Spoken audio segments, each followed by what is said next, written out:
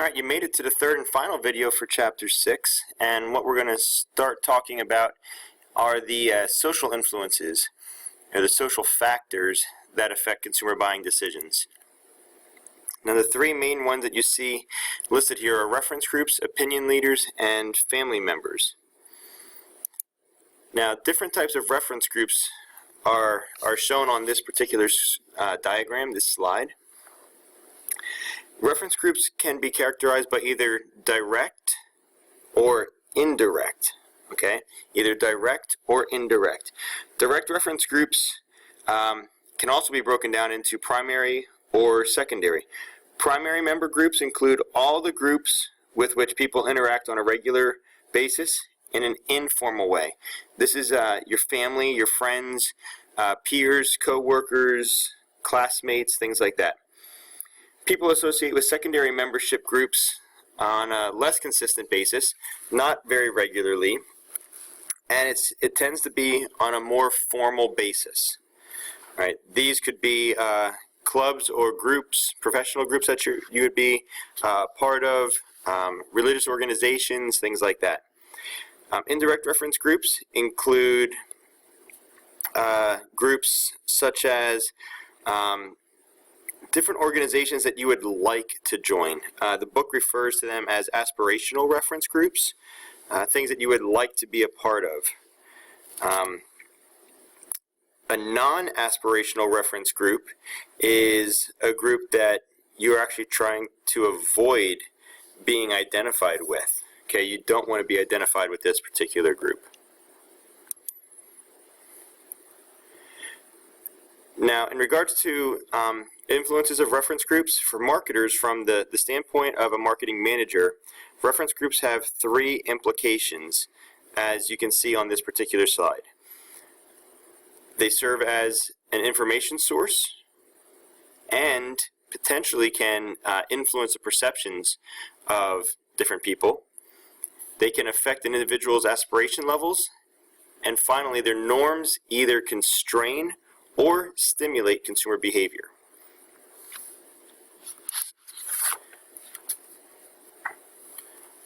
Opinion leaders are often people who want to try new products first.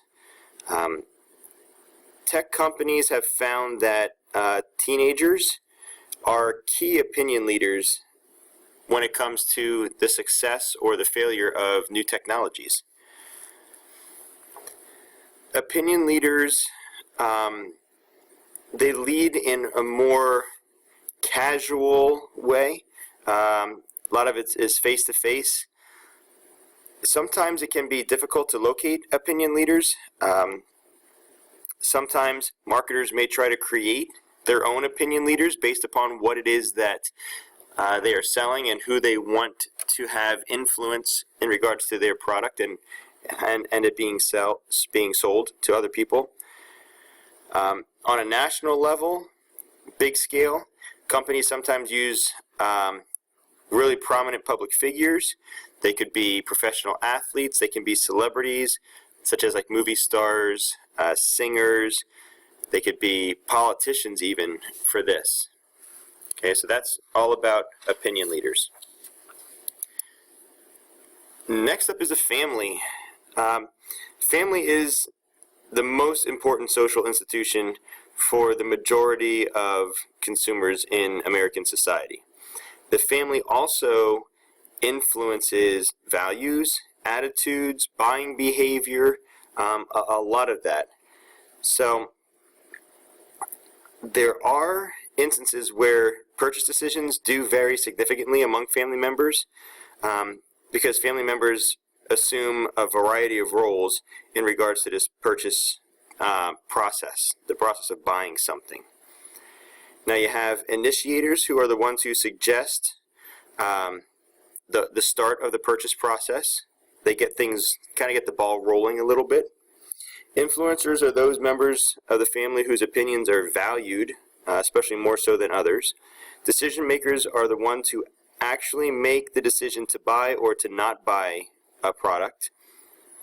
The purchaser is the one who will pay for the product, and the consumer is the one who uses the product. a lot of times marketers will consider children to have the greatest influence over a purchase decision, depending upon what it is, of course. All right, identify and understand the individual factors that affect consumer buying decisions. Some of the individual factors that or individual factors or influences that you see here: gender, age, family life cycle, kind of combined there, and then personality, self-concept, and lifestyle. Obviously, gender is going to have a major influence over the buying process and buying decisions. Age and family life cycle can have a significant impact on consumer behavior as well. Just think about different opinions or tastes in clothing. Depending upon your age or what role you play in the family life cycle, opinions about clothing, styles, trends, and all that it varies considerably.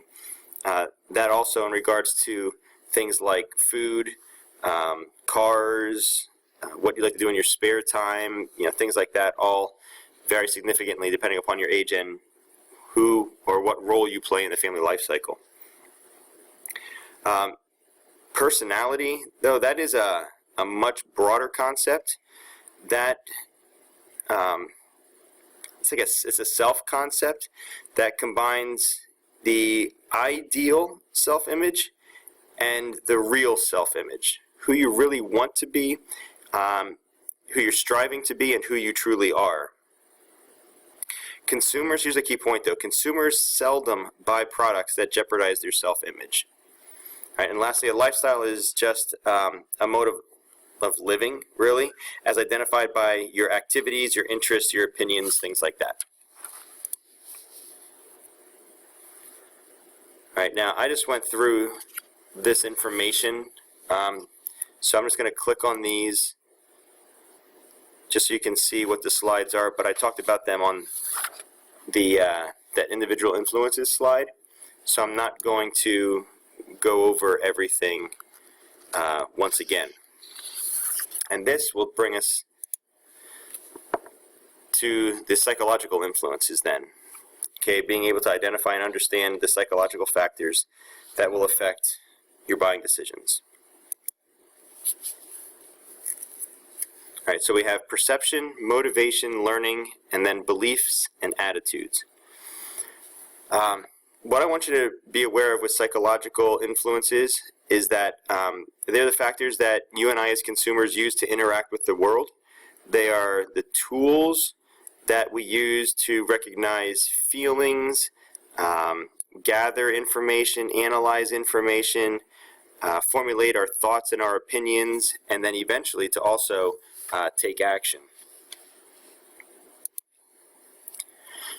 All right, this slide, very important, very, very important. Please be aware of these three different perceptions that people can have. All right. Also understand that people cannot perceive every single stimulus in the environment. It's just not possible. So they will use selective exposure, selective distortion, or selective retention to decide which stimuli to notice, which ones to ignore. All right, so as you're looking at these, selective exposure is when, imagine selective exposure kind of as selective listening. It's the same kind of concept. You notice only the stimulus that you want to and you ignore the others. Selective distortion is when you can change the information that you are gathering that is in conflict with what you were taught, what you believe to be true, what you feel is right. And then the last one, selective retention, is kind of like selective memory. Right? This is where consumers remember only the information that supports what they believe. Only the stuff that supports them is the stuff that they will remember.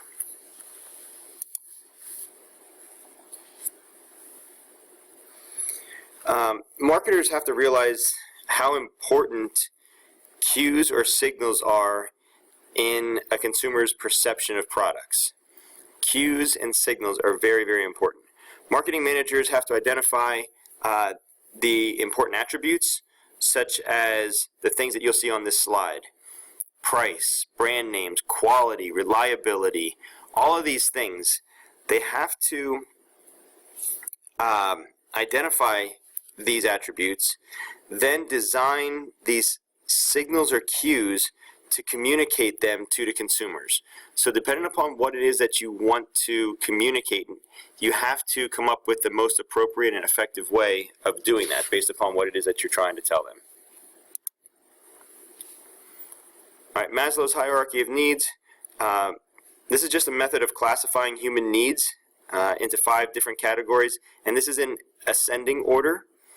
Right. If you notice, what they're saying is the bottom level, the physiological. Please note that it's physiological and not psychological. All right, the physiological needs are your most basic needs, and those need to be filled before you go to the safety needs. Safety needs should be filled before you go to social, social before esteem, and then esteem before your self-actualization. 2 different types of learning, experiential and conceptual. Pretty cut and dry here. Experiential is, you see, experiential is experience is part of that. So you learn based upon an experience, something that you have done, something more hands-on. Conceptual is a concept. It's something that you are learning that is not through an experience, but maybe more so by reading or listening to somebody. The conceptual is like the traditional lecture class. The experiential is more of the hands-on work for a class. So I would know the difference between those two, and then know the difference between these, belief and an attitude. All right. Beliefs and attitudes are both closely linked to values.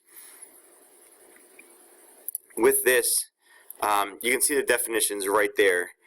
Changes in attitudes can be accomplished in 3 major ways: changing beliefs about the brand's attributes, changing the importance of those beliefs, or adding new beliefs.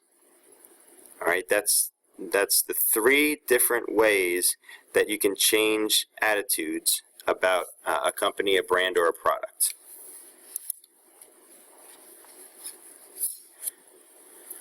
And in regards to changing beliefs, sometimes people have neutral or negative beliefs. Sometimes their beliefs are just wrong, and you have to try to turn that into a positive one, which can be very difficult. You can change how important a belief is to somebody, try to alter that to make something even more important or less important to them, or just try to incorporate a whole new belief into the person's mindset as well. This brings us to our final slide, which is video. I would recommend going into the PowerPoint file that is in D2L and use the link to be able to play that video. We are going to be covering Chapter 6 on Friday, so please plan to attend then, and we'll cover Chapter 6 and Chapter 7 then. Bring any questions that you might have. All right, I'll see you soon.